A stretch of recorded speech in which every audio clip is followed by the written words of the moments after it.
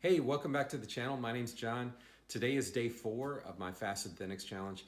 Let me start by giving you the numbers for the day. This morning I weighed 207.6 pounds, blood pressure 129/80, so I'm starting to get that closer to normal. Blood sugar definitely is normal at 80 milligrams per deciliter, and ketones continue shooting up. I'm at 3.3 millimoles per liter. All of that looks as expected.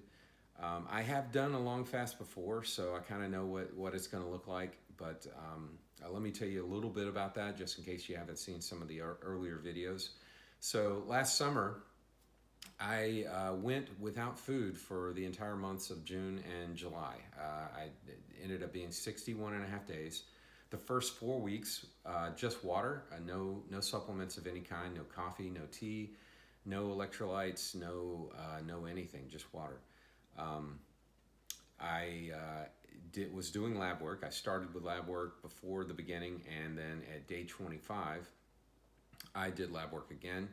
I had planned to go 50 days, so I did an annual physical around that time, and it ended up going a little bit longer. But again, at day 25, I did lab work. When I got the results of that back, I decided to go ahead and take an electrolyte powder mixed into water, as well as bone broth. So I did that until the end of it, but basically no food for 61 and a half days. So one thing that I noticed during that, and I'll get into some of the things that I did towards the end of that as far as activity goes. I participated in a 5K canoe trip up a river, several hours, 11-mile bike ride, back and forth, 11 out and back. Quite a number of things just to see what I could or couldn't do. I'll go into more detail at another time, but basically, I did feel a loss of strength, obviously, during this. I was having troubles, things like picking up a kid above my head. I can do that with relative ease normally, but towards the end of that, there was a couple of times where I went to do it and I was like, whoa, where did my muscles go? That was kind of interesting. So what I decided to do this time around was I wanted to do something similar. I wanted to try and keep it more consistent. So last summer, obviously the numbers kind of like, they jumped around a little bit towards the beginning. When I started taking the bone broth, all of a sudden I started putting on some muscle mass in the middle of it. I continued to drop the fat, but there was a hiccup there, so it wasn't a nice, pretty graph. So this time around, I wanted to start from the beginning. So my last meal was on the 2nd of January in the evening, and I pretty much went an entire day with no exercise and no supplements of any kind, no bone broth, no protein shake. I just had coffee, and I'm trying to limit myself. I'm allowing coffee and tea, no sweeteners, obviously. In the coffee, I'm putting in an almond coconut milk at about a quarter cup of that per 2 cups, and there's hardly any carbs in that, by the way, and hardly any calories as well. It just kind of, I just like the taste of the coffee better that way than just straight black. So anyway, so the first day I just had coffee, and then day 2 I started doing the exercises, and let me tell you a little bit about that. So I'm doing a group of exercises, and let me think if I can remember all of them, but I'm doing pull-ups, push-ups, crunches. I am hanging from a bar, the pull-up bar, for like 30 seconds at a time. And that's for hand strength and shoulder health. But I also do lunges, squats. I feel like I'm forgetting one. But forgive me. Basically a group of body weight exercises. Nothing hardcore, just, to give myself some exercise. And I'm doing that group of exercises 4 times a day. After each session, I am consuming proteins in the form of either bone broth or a protein shake. So the bone broth I'm mixing a beef and a chicken organic bone broth together at a 50-50 ratio. And the protein shake, I am using a no-carb protein shake. I'm mixing that into 2 cups of almond coconut milk, 2 cups of water, and a couple of raw eggs. Blending that in the Vitamix, and then I'm drinking, basically after each exercise, I'm doing 1 cup of the bone broth mixture and 1 cup of the protein shake. So what I'm hoping to do this time, one is I'm hoping to keep that consistent during the 2 months, so that the numbers are easier. It'll be easier for me and other people to be able to glean information off of that. But I'm hoping to maintain my muscle mass through this, and which, being able to compare this time around to last summer will be really interesting for me, and I'm hoping interesting for some of you as well. I don't mean to fumble, but I'm fairly new at making these videos, so bear with me. So as far as how I feel so far, today again is day 4, and I'm not really feeling hungry at all. I think I felt hunger pangs maybe twice in these since I started the fast. So we're in the morning of day 4, so we're about 3.5 days technically, and I'm just not even feeling hungry. I have done plenty of shorter fasts, 3, 5, 7 day fasts. I've done keto, and I've experienced keto flu before. I'm not feeling that this time around either, and I'm suspecting that the exercise has something to do with alleviating some of those kind of negative symptoms, and it's difficult for me to put into words exactly what that feeling is, but it does feel kind of like the flu. A little bit of body achy, like I don't know, it's like you're drained a little bit, and then sometimes I'll get a dull ache at the base of the skull, and there's been times where I've given up coffee during some of this, so that could be some caffeine withdrawal there, but I think that some of that has to do with the transitioning of burning sugar and then switching over to burning fat. There's a little bit of a switch that gets flipped, and it does feel different, and you definitely perform different as well. So I'm feeling really good. It's almost surprising how good I feel.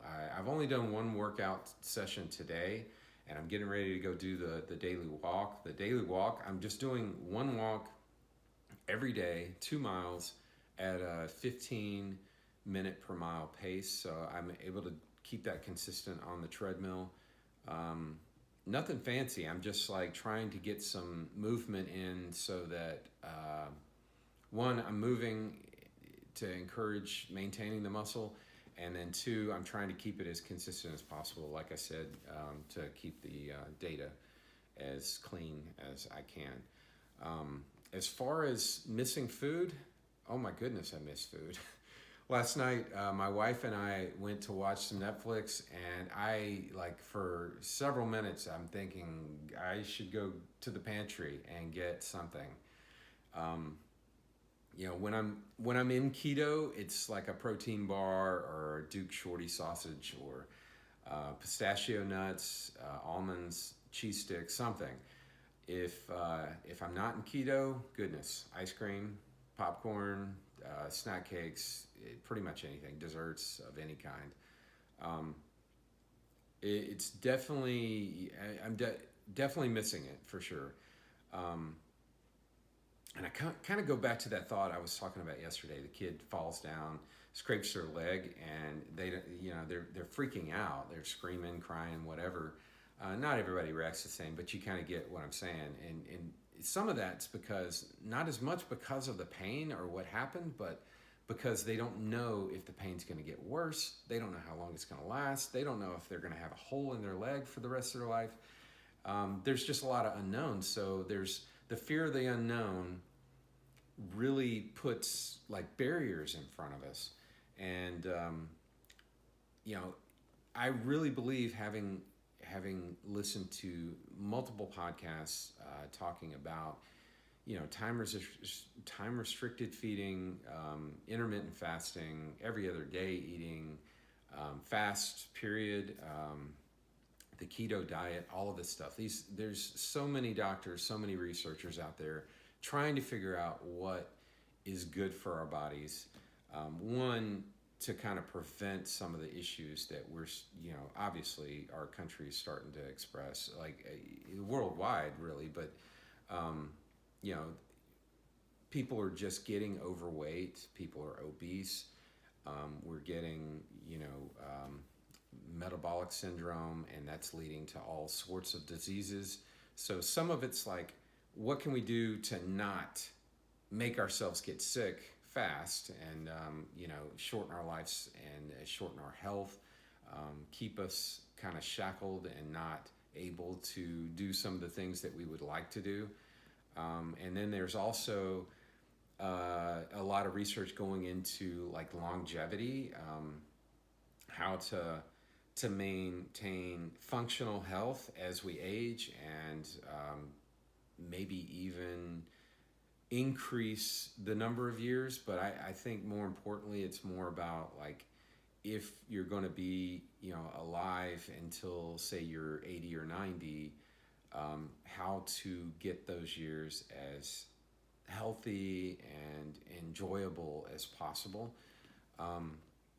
It's just, there's a lot out there, and you know, for me, I feel like it mostly has been ramping up over the last 5 years, but maybe even 10 years back, I started hearing about the ketogenic diet, and I was toying around with quite a number of things to try and fix some of my health issues. And anyway, I'm rambling at this point, but basically what I'm saying is I believe that there's some health benefits to fasting.